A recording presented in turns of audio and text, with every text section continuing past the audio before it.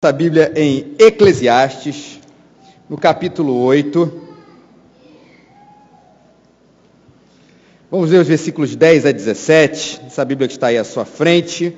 Eu já falo a página, mas Eclesiastes 8, de 10 a 17.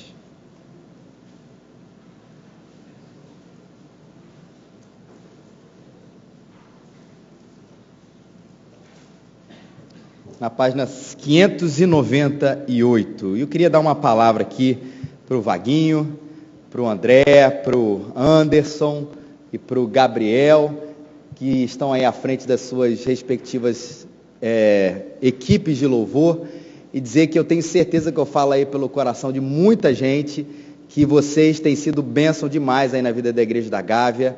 Falo esses quatro, mas todo mundo que integra aí a equipe de louvor, que tem ensaiado, que tem orado e que tem transformado esses cultos de domingo à noite cada vez mais no encontro com Deus pela sua palavra, pelos seus sacramentos, mas também pelo momento de louvor. Que Deus continue a exortar, a confirmar e a encorajar vocês aí nesse ministério. Tem sido bênção na nossa vida, amém, meus irmãos? Que verdade. Louvado seja o nome do Senhor. E todos aqueles também que estão se aproximando aí. O Oscar já está na nossa igreja já há algum tempo, mas há pouco que tem participado aí do louvor. O Henrique, o Joãozinho, todo mundo. Deus abençoe muito a vida de vocês, tá? Vocês têm abençoado as nossas. Eclesiastes 8, de 10 a 17.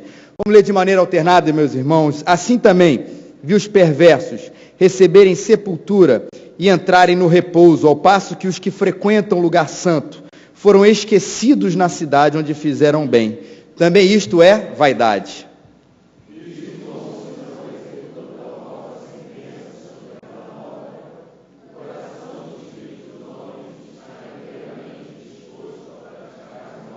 Ainda que o pecador faça o mal 100 vezes, e os dias se lhe prolonguem, eu sei com certeza que bem sucede aos que temem a Deus.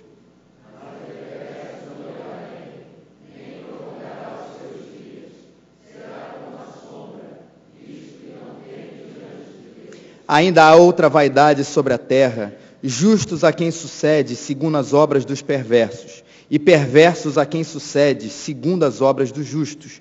Digo que também isto é vaidade.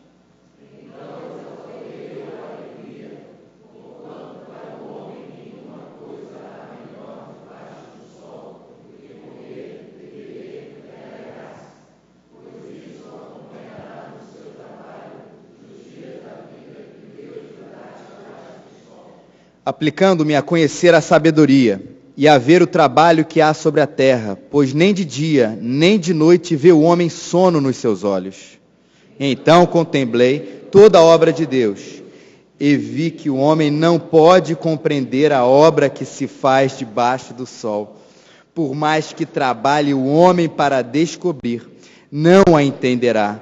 E ainda que diga o sábio que a virá a conhecer, nem por isso poderá achar. E eu acho, meus irmãos, que uma das questões mais comuns e mais complicadas que eu me deparo, tanto ouvindo, como até analisando pela minha própria vida, é a questão do sofrimento, que tem tudo a ver com o que Salomão tem observado aqui nesse nosso texto.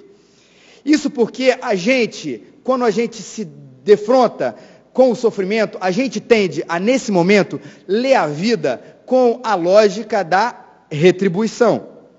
O que eu quero dizer com isso, de maneira muito simples, é que se algo de errado está acontecendo comigo, duas questões: ou Deus se esqueceu de mim, ou Deus está zangado comigo. Essa é a lógica da retribuição, e que a gente não se engane, a gente lê a vida dessa maneira.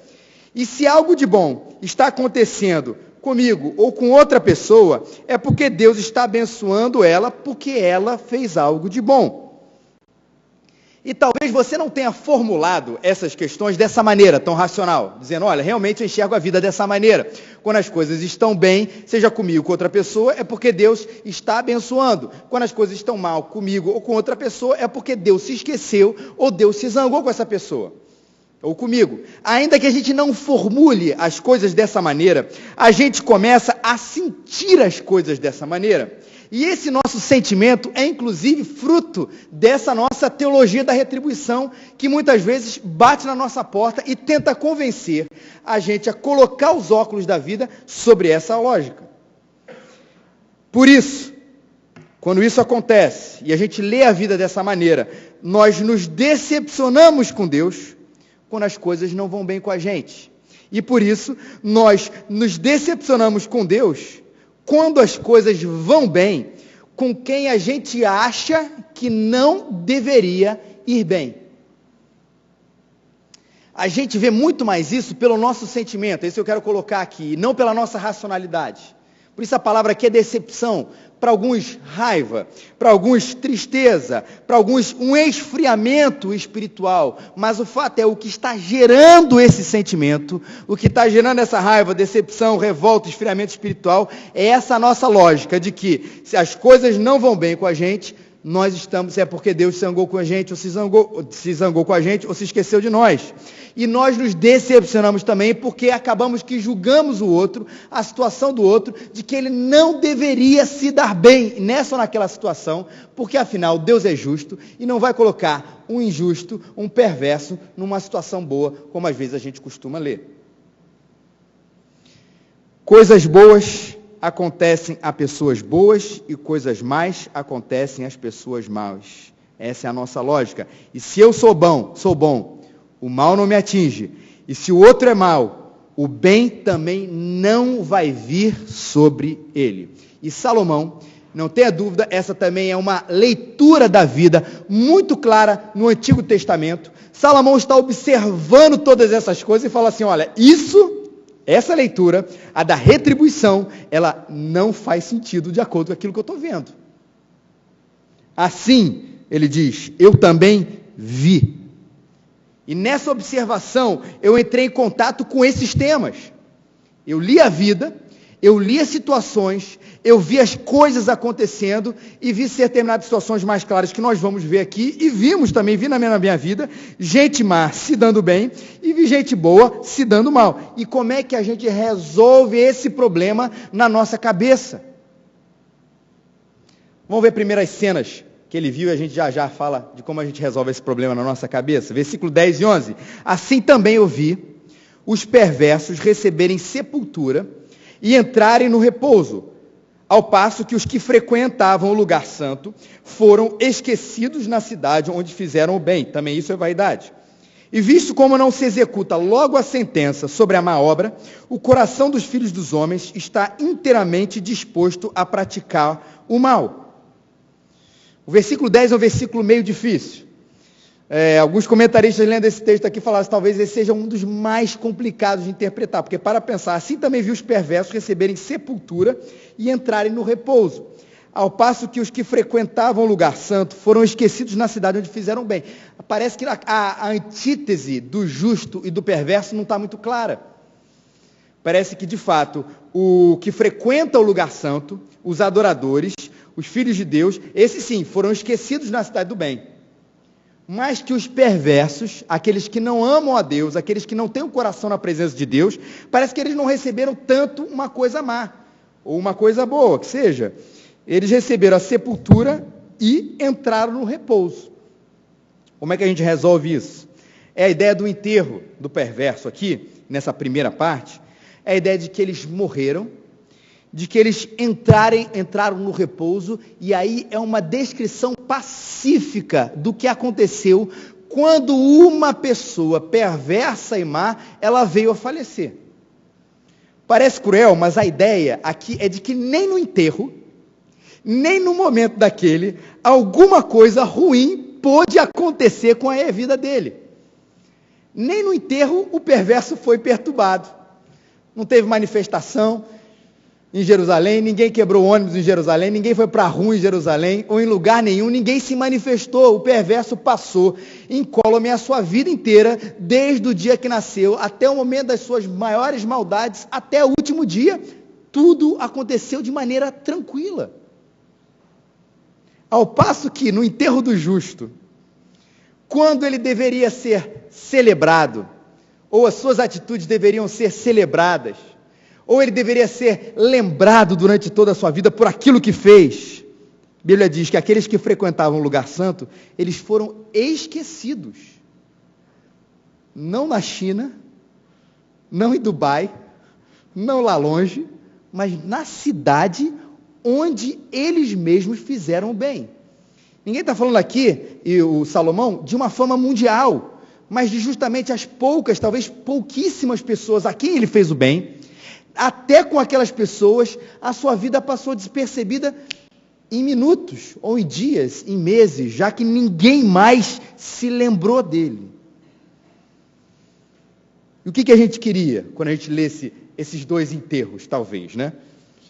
Primeiro, contra um perverso, que um ódio enorme, ou uma revolta, ou uma manifestação que seja, pudesse acontecer para que não só aquela pessoa, mas os atos daquela pessoa fossem lembrados como um exemplo negativo de vida. E que, talvez, o justo, no enterro do justo, ele fosse lembrado, memorializado para sempre, imortalizado de uma maneira ou de outra, pela sua justiça, mas ele foi esquecido e ninguém mais se lembra dele. E Salomão vai dar uma explicação interessante sobre essa maldade, que leva a gente a duas aplicações bem práticas. Ele diz: como não se executa a sentença sobre a má obra, o coração dos filhos está inteiramente disposto a praticar o mal. E aí ele foca de novo na questão do perverso. Por que o perverso ele acaba passando a sua vida incólume, sem que haja absolutamente nada contra ele? Salomão diz: olha, por que não há uma sentença sobre a sua má obra, dentro do coração nele há uma sensação de quê? De impunidade. Eu dou o primeiro passo, errado. Eu olho para um lado, eu olho para o outro, nada acontece. Eu dou o segundo, eu dou o terceiro, e daqui a pouco eu estou transitando na maldade com uma tranquilidade absurda, porque afinal, por mais mal que eu possa executar, ninguém diz nada para mim, ou se manifesta de uma maneira contundente, para que a maldade minha, ou da pessoa que está sendo aqui, possa ser parada. E como se não executa nenhuma sentença sobre essa má obra, o coração dos filhos dos homens está sempre inteiramente disposto a praticar o mal, e assim ele se passa durante toda a sua vida. Eu falei duas aplicações práticas, porque acho que isso é uma constatação, e ao mesmo tempo é um alerta para a gente.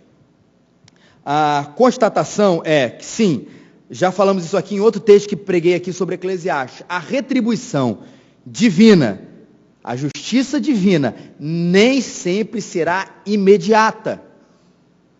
Isso quer dizer que um dia, e é verdade, lembro que falei isso muito claramente, que isso não pode servir de uma desculpa consoladora boba, mas de fato, aqueles um dia que não se entregaram a Deus, que não colocaram o seu coração diante de Deus e fizeram as suas maldades, se as suas maldades não foram perdoadas pelo sangue de Jesus, que é o único que pode perdoar os pecados, um dia todas essas pessoas irão se ver com Deus e vão receber de fato a maior justiça que elas poderiam ter, muito maior que qualquer justiça terrestre.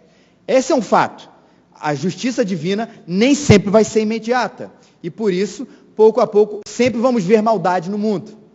E por mais que a gente tente de um lado ou de outro, nós não temos talvez nem forças, nem braços para conseguir conquistar toda a bondade, que a bondade suplemente a maldade. Porque afinal a Bíblia também registra, fala para a gente que o coração do homem, ele é um coração naturalmente mau. Então, se a nossa esperança é que um dia a gente viva numa grande fraternidade, ela será concretizada quando nós morarmos com Deus. Aqui na terra não. Mas por que essa, além de ser uma constatação, também é um alerta, meus irmãos? Porque nós somos chamados como autoridade. E o que eu chamo aqui de autoridade? Pais. O povo, chamando o povo de autoridade também, os governantes, os líderes, os chefes, nas naturezas. Eu sei que a gente tem falado muito aí sobre toda essa questão política no nosso país, mas é nas maiores, em qualquer esfera, a esfera eclesiástica, a esfera familiar, a sua esfera empresarial, no seu trabalho, nas suas amizades, no seu ministério, onde for, O chamado é para que a gente entenda que não é possível que a gente permita que a maldade fique sem a sua paga. Às vezes, meus irmãos, tenho insistido um pouco nessa tecla, conversado e pensado muito sobre isso.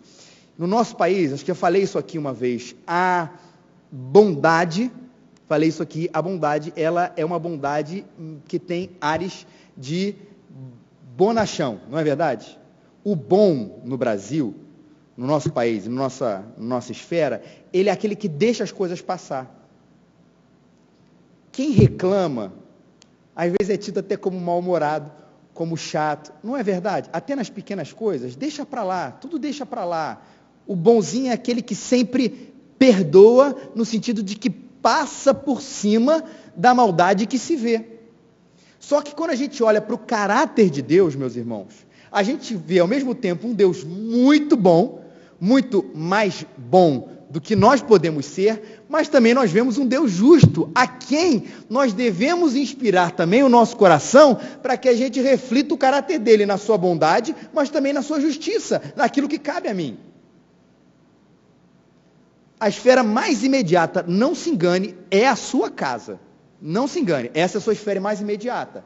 Como pais, principalmente, como filhos também, mas como pais, principalmente, que são a autoridade maior dentro de casa. E aqui não é nenhum tipo de apologia ao espancamento ou coisa parecida, mas com diálogo e com firmeza, e de vez em quando a Bíblia nos diz também, com a vara que não é violenta, mas ela é necessária de vez em quando, não é a vara como nós temos hoje em dia, mas um instrumento também de repreensão, é possível colocar uma autoridade amorosa dentro da nossa própria casa. Ontem eu estava lendo, não sei porquê, meus irmãos, um artigo, como ser um pai de Deus, né? Não sei porquê eu estava lendo isso ontem. Mas hoje nos Estados Unidos é Dia dos Pais lá. E aí, alguns pastores colocaram alguns textos e tal, e eu fui ler esse do Mark Driscoll, como ser um pai godly, né? Um homem de um pai de Deus. E ele falava isso, uma coisa bem interessante. Mas ele falou, antes de repreender o seu filho, você precisa amá-lo. Que o amor, ele vem antes da repreensão, para não dar aquela ideia que muitas vezes a gente vê por aí, daquela austeridade severa, que diz que educa pelo amor, mas não consegue esboçar ou reagir com afetividade. Não é isso. É a afetividade, ou a bondade, ou o carinho, ou o amor de Deus, junto com a sua bondade. Isso é que nós somos chamados como autoridades, de que maneira for, de que esfera isso for, para que a gente não permita que essa maldade possa ela se perpetuar. Porque não é isso que Salomão está dizendo para a gente? Como se não executa a sentença sobre a má obra, o coração dos filhos dos homens está inteiramente disposto a praticar o mal. Então, outra lógica também é verdadeira. Se executa uma sentença sobre a má obra, o coração dos filhos dos homens, que vai continuar sendo pecador e enganoso, mas ele vai ser disciplinado e ele vai ser corrigido e educado, no melhor sentido dessa palavra, andar no caminho do bem. Isso é correção, é justiça e é bênção, meus irmãos. Mas o sentido maior do texto, não se engane, é a constatação de Salomão, de que o mundo é mau, onde a gente olha, existe maldade, é a maldade corrigindo a maldade, por isso a gente sempre vai ver essa perpetuação daquilo que a gente já tem visto. Mas olha que promessa e contraste interessante, porque Salomão não fica só na questão da maldade, ele fica também no cuidado dos filhos de Deus. Versículos 12 e 13, acompanhe aí comigo, por favor, se você fechou, abre a sua Bíblia. Quando a Bíblia nos diz, versículo 12, ainda que o pecador faça o mal 100 vezes, e os dias se lhe prolonguem, eu sei com certeza que bem sucede aos que temem a Deus. Mas o perverso não irá bem, nem prolongará os seus dias, será como a sombra, visto que não teme diante de Deus. Salomão está dizendo o seguinte, você não tem certeza absoluta de que nessa vida, as pessoas que praticam a maldade, no sentido geral, de alguma hora ou de outra, geral, irmãos, elas vão ficar impunes nessa vida? A maldade, ela vai ser sempre, vai se perpetuar, ela sempre vai acontecer, sempre vai existir. Você não tem essa certeza? Existe uma outra certeza também, que Salomão está querendo enfatizar no texto, que eu sei com certeza que bem sucede aos que temem a Deus. Da mesma convicção que a gente olha para o mundo e diz, esse é um mundo mau, é a mesma convicção que a gente tem que olhar para a nossa vida e dizer que o bem sucede àqueles que temem a Deus. É a mesma certeza, é a mesma constatação, irmãos. Porque tem gente que acredita tanto no diabo, mas tanto no diabo, que parece que não acredita de verdade em Deus, né? Acredita nessa divindade, o diabo, mas não acredita de verdade no poder de Deus. Tem gente que acredita muito na maldade, mas não acredita em nada do bem. Tem gente que acredita que tudo vai dar errado, mas não acredita que as coisas podem dar certo. E de fato, acreditamos mais na maldade, no acaso, mas esquecemos, volta e meia, que Deus promete com certeza o bem a você que teme a Deus. E que você não é justo porque você faz a justiça. Você vai receber o bem, não porque você é bom, mas porque existe uma palavrinha maravilhosa na Bíblia chamada graça. Porque na verdade o justo é aquele que foi justificado pelo sangue de Jesus Cristo. O que é justificado? Reverendo Duz explicou para a gente aqui no momento da ceia. Toda essa questão do tribunal que ele falou para nós, na verdade nós não somos justos, mas a justiça de Jesus é colocada para nós. Que nós ganhamos o mérito, é dele, ele que fez, ele que ganhou, ele que correu, é Jesus Cristo, mas quem ganhou o prêmio? Fomos nós. E qual é a maior recompensa que a Bíblia nos diz por isso? Versículo 13, mas o perverso não irá bem, nem prolongará os seus dias, será como a sombra, visto que não teme diante de Deus. A maior recompensa, meus irmãos, como Eclesiastes também sempre faz questão de ressaltar, é a nossa eternidade. Porque ele vai falar do perverso, mas é claro que o contrário também é verdadeiro. O perverso é como a sombra que vem e que passa, que está numa hora do dia, mas depois some. Esses são os perversos, esses são os que não amam a Deus e praticam a maldade. Assim acontecerá com eles, mas qual é o contraste com a nossa vida? Nós não, nós vamos ganhar a eternidade, irmãos. Enquanto nós seremos talvez esquecidos da face da terra, nós seremos eternamente lembrados por Deus. E estaremos ao lado dele eternamente, e essa é a nossa maior retribuição. E o pior, meus irmãos, não é apenas a não lembrança. Ele vai continuar dizendo, mas a retribuição errada, versículo 14, ainda há outra vaidade sobre a terra. Outra observação dele, justos a quem sucede segundo as obras dos perversos, e perversos a quem sucede segundo as obras dos justos. Isso também é vaidade. Isso não é apenas a não lembrança, porque no primeiro, você reparou, é o justo que fez o que é certo, que fez o bem, mas que ele foi esquecido. Ele não recebeu a sua recompensa terrena. Lembrando que aqui, que a Bíblia fala que a maior recompensa que a gente tem é a nossa eternidade. Mas ele fala assim, ainda existe a não recompensa, existe a recompensa errada. A pessoa que fez o bem durante a sua vida inteira e acabou recebendo o mal em determinado momento. Uma pessoa que é boa, uma boa pessoa que é má e acaba recebendo o bem. Como é que isso é poder ser explicável? Sabe o que Salomão vai constatar?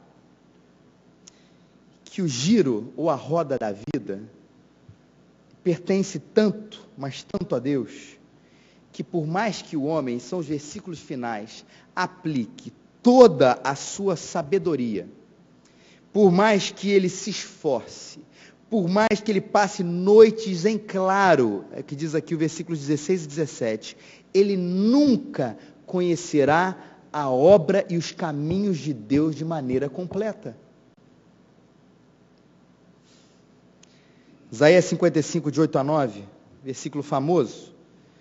Porque os meus pensamentos não são os vossos pensamentos, nem os vossos caminhos, os seus caminhos, diz o Senhor. Porque assim como os céus são mais altos do que a terra, é a distância, assim são os meus caminhos mais altos do que os vossos caminhos, e os meus pensamentos mais altos do que os vossos pensamentos. Não dá para a gente conseguir entender tudo, essa roda da vida, essa matemática da vida de maneira super clara. O que Salomão está dizendo para aqui é que existem algumas verdades, sim, que aquele que ama a Deus, pode ter certeza que esse verá o bem, e esse receberá o bem, de que a nossa maior recompensa, de fato, é a eternidade, e que a Bíblia nos diz também que aqueles que não amam a Deus, que os perversos, um dia também comparecerão diante do tribunal de Deus. Mas como as coisas vão se configurar aqui na terra, nós nunca vamos conseguir entender essa lógica que você sabe, volta e meia te deixou confuso. Porque os meus pensamentos, diz o Senhor, são mais altos do que os vossos pensamentos. Qual é o convite dele? Convite repetidamente falado aqui em Eclesiastes. Já que é impossível perceber todas essas coisas, o que eu posso fazer é me alegrar. Por isso o versículo 15 nos chama a isso. Então eu exaltei a alegria. Porquanto para o homem nenhuma coisa há melhor debaixo do sol do que comer, beber, alegrar-se. Por isso o acompanharam no seu trabalho nos dias da vida que Deus lhe dá debaixo do sol. Por isso diante disso tudo, eu exaltei a alegria. Não adianta tentar entender tudo e ser um infeliz. Um sábio infeliz não é um sábio. Pode ter certeza disso. A sabedoria, ela se reveste de alegria e felicidade na medida que ela reconhece a sua limitação e confia num Deus que é soberano sobre todas as coisas. Nas coisas que parecem boas para mim e nas coisas que não parecem boas para mim. Mas ainda assim, fica o convite de Deus, se alegre, porque a matemática divina não é compreensível a nós, mas ela existe. Deus sabe o que está fazendo. Não numa retribuição quando a gente pensa, mas Ele sabe o que está fazendo. Ele está mexendo a sua manivela. Ele está mexendo as circunstâncias, as suas peças, para que o seu plano maior do que nós, Ele possa, dos nossos pensamentos, Ele possa se descortinar. E por mais que sejamos sábios, não iremos compreender todas essas coisas. Por isso, guarde uma coisa no seu coração. Apesar das categorias aqui, do justo e do perverso, lembre-se disso. Você só é justo porque é justificado por Jesus. Isso até traz para a gente aquela questão, né, que a gente discutiu aqui. Por que coisas mais acontecem às pessoas boas? O Sproul disse que só existiu uma pessoa boa, e ainda assim ela recebeu mal, e esse foi Jesus Cristo.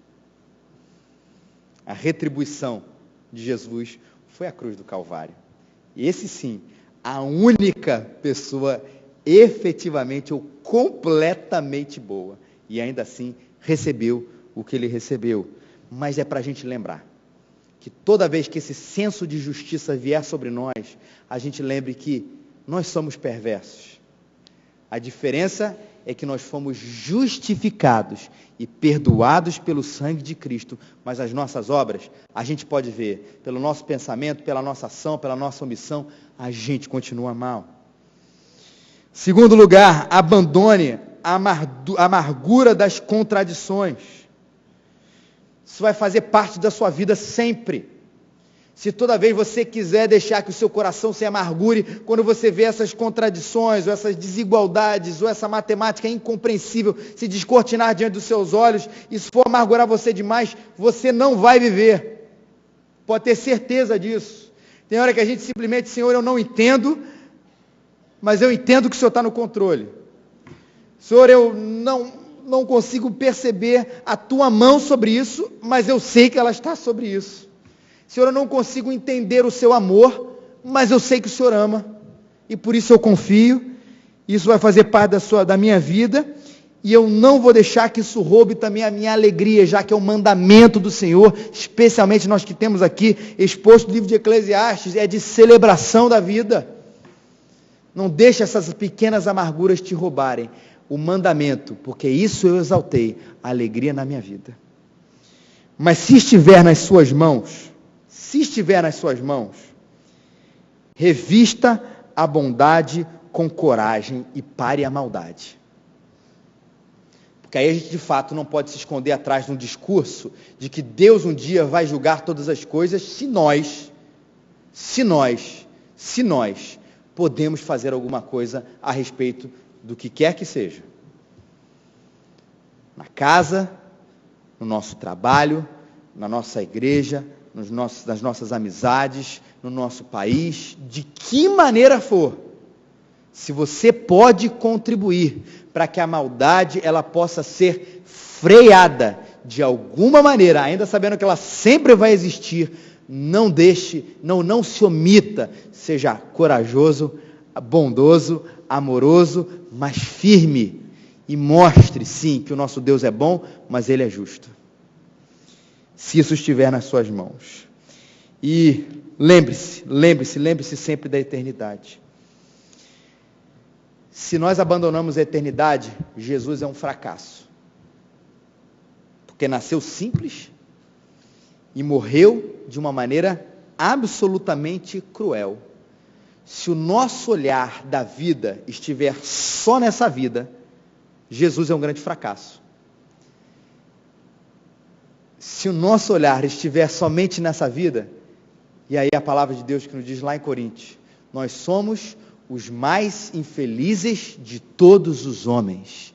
Por isso a eternidade não é um tolo, um bobo consolo, é a nossa casa, o nosso destino final, é ali que deve estar o nosso coração. Essa, meus irmãos, é a nossa maior recompensa, não porque nós merecemos, mas porque Cristo Jesus colocou e entregou isso para todo aquele que confia que a cruz do Calvário é a solução e a salvação da sua vida. Que diante de todas essas loucuras da vida, dos nossos sofrimentos, das desigualdades, das contradições aparentes ou reais, a gente se conforte nessa palavra de um Deus soberano, de um Deus que nos chama a se alegrar e a confiar e a colocar os nossos olhos na eternidade. Que Ele nos abençoe, meus irmãos. Vamos orar? Nosso Deus e nosso Pai, bendigo o Teu santo nome. Exalto, Senhor, a Tua majestade, Senhor, que afirma que os Teus pensamentos são muito, mas muito maiores do que os nossos pensamentos, ó Deus. E eu Te agradeço por isso, Pai, porque eu posso ter a certeza, e nós podemos ter a certeza aqui, unidos em oração, de que confiamos num Deus que é muito maior do que nós, muito maior do que nós podemos pensar, e que governa, Senhor, que governa a história, que governa a nossa vida, que governa a nossa casa, que governa a nossa igreja, que governa, Senhor, o nosso país, de maneira que nem sempre podemos entender, Deus, mas que ainda assim nós exaltamos, ressaltamos e confessamos, ó Deus, de que o Senhor reina sobre todos os povos, ó Pai. E Pai, e não apenas dessa maneira, às vezes tão grande como a gente imagina, mas nas pequenas decisões e pequenos momentos da nossa vida, Pai. Quando tudo aparenta estranho, esquisito, as nossas pequenas decepções que nos acompanham dia após dia, Senhor, dá para a gente essa convicção tão grande, Senhor, no Teu amor, Pai. E uma convicção tão grande que a gente se esforça, a gente não vai conseguir entender tudo, mas ao mesmo tempo de que o Senhor está ali, e ao mesmo tempo que a gente precisa se alegrar, Deus. De que essas contradições não podem, Senhor, esses sofrimentos, essas questões que estão diante de nós, não podem, em hipótese nenhuma, Deus, roubar a alegria de uma vida, Senhor, que o Senhor chamou para ser desfrutada e celebrada, Senhor, na nossa casa, na nossa história, Senhor, onde quer que a gente esteja. Por favor, ó Deus. E que a gente lembre também, Senhor, o nosso lugar. Porque muitas vezes, ó Senhor, lemos, Senhor, a vida com o olhar de que como se nós fôssemos, ó Deus, pessoas absolutamente justas, o que nós não somos. Louvo o Teu nome, Deus, porque o sangue de Jesus Cristo nos purifica e nos justifica de todo pecado, Senhor. Mas ainda assim eu olho para as minhas mãos, olho para os meus pensamentos, olho para as minhas ações e omissões. Todos nós aqui constatamos quem nós realmente somos, ó Deus, pecadores, imerecedores, mas ainda assim presenteados com a Tua imensa graça, Senhor. Obrigado, Pai, porque é ela que nos faz ver o que o Teu Filho disse aqui, que nós, com essa certeza de que existe maldade nesse mundo, é a certeza de que nós vamos ver o bem, Senhor. De que o Senhor há de abençoar a nossa vida de alguma maneira, ainda que nós não compreendamos agora, mas o Senhor há de abençoar, o Senhor há de mostrar caminhos para as nossas vidas. Nos ensina também nesse tempo a esperar, Pai, porque nós sabemos, eu sei, que o nosso Redentor vive, Senhor. Obrigado pela eternidade que nos espera também, Senhor. Obrigado que às vezes é tão bom quando a gente está aqui junto, Senhor, na Tua casa, que de fato parece que um pouquinho dela, Senhor, se descortina, Senhor, para a nossa história, Senhor. Quando o Teu povo se reúne, quando a gente Te louva, quando a gente ouve a Tua palavra, Senhor, a Tua eternidade fica um pouquinho mais perto de nós. Que não apenas nos domingos, mas que com os nossos joelhos dobrados durante a semana, Senhor, com os nossos momentos de devoção, Senhor, os nossos momentos de comunhão juntos, a percepção da Tua presença, descortine ainda mais esse lugar e esse tempo, Senhor, que tanto precisamos ansiar, que é quando estaremos contigo eternamente, Pai. Dá essa certeza para os nossos corações, ó Pai. E uma semana cheia da Tua presença, uma semana cheia de vitórias, uma semana cheia de intimidade com o Senhor, ó Pai, de descobertas ainda mais do Senhor e da Tua palavra para a gente. É o que nós Te pedimos, em nome de Jesus. Amém e amém. E agora, irmãos, que a graça maravilhosa do nosso Senhor e Salvador Jesus Cristo, o amor de Deus, o nosso Pai, e as doces consolações do Espírito Santo estejam sobre vós, irmãos, e sobre todo o povo de Deus espalhado pela face da terra agora e para todo sempre.